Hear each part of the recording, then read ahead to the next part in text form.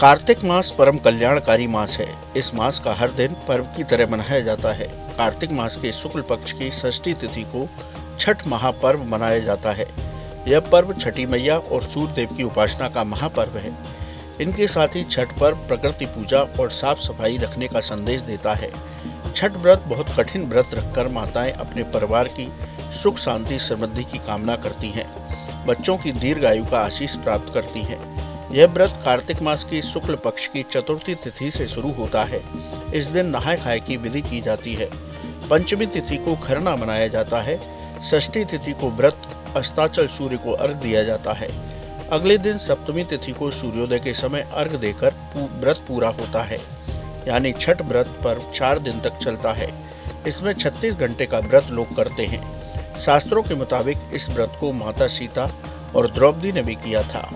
इस व्रत को करने से छठी मैया और सूर्य देव की कृपा से आरोग्यता की प्राप्ति होती है।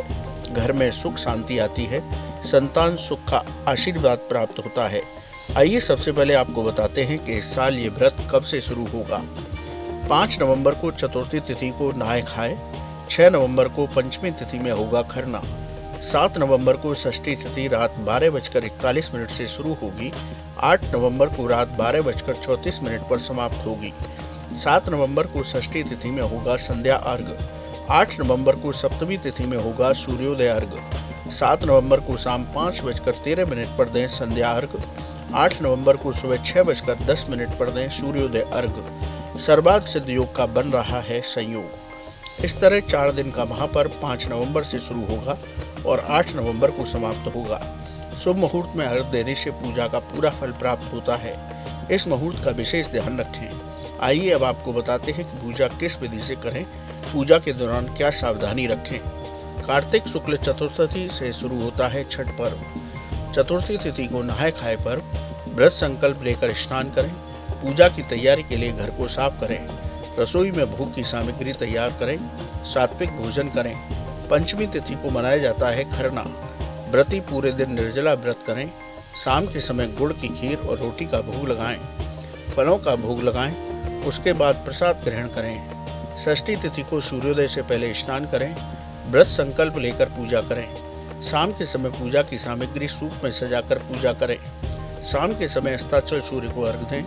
जल में खड़े होकर दिया जाता है अर्घ। अर्घ जल में रोली गुड़ लाल फूल अवश्य डालें।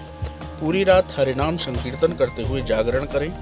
सप्तमी तिथि को उदयमान सूर्य को अर्घ दें। सप्तमी तिथि को अर्घ के बाद पूरा होता है व्रत। व्रत पूरा होने पर बड़ों का आशीर्वाद लें। व्रत पूरा होने पर प्रसाद ग्रहण करें। सभी को प्रसाद का वितरण करें। इस विधि से हमें छठ महापर्व को मनाना चाहिए।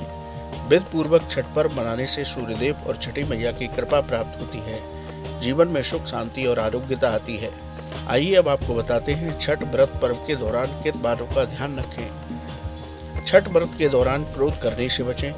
छठ व्रत के दौरान घर में क्लेश न करें। छठ व्रत के दौरान तामसिक भोजन न करें। छठ व्रत के दौरान पवित्रता का विशेष ध्यान रखें। घर का कोई सदस्य मांस मदिरा का सेवन न करे।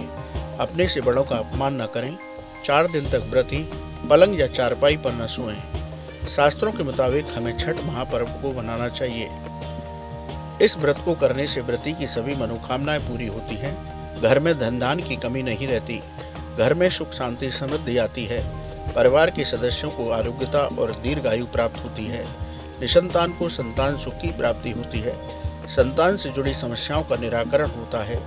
इसलिए हमें सावधानी पूर्वक छठ महाव्रत पर्व को मनाना चाहिए। कैसी लगी आपको हमारी ये जानकारी, हमें कमेंट बॉक्स में जरूर बताएं। बाकी धर्म कर्म से जुड़ी तमाम जानकारी के लिए सब्सक्राइब कीजिए हमारा डिजिटल चैनल और देखते रहिए न्यूज नेशन स्तुति। न्यूज नेशन अब व्हाट्सएप पर खबरों की ताजा अपडेट के लिए न्यूज नेशन के इस QR कोड को स्कैन करें।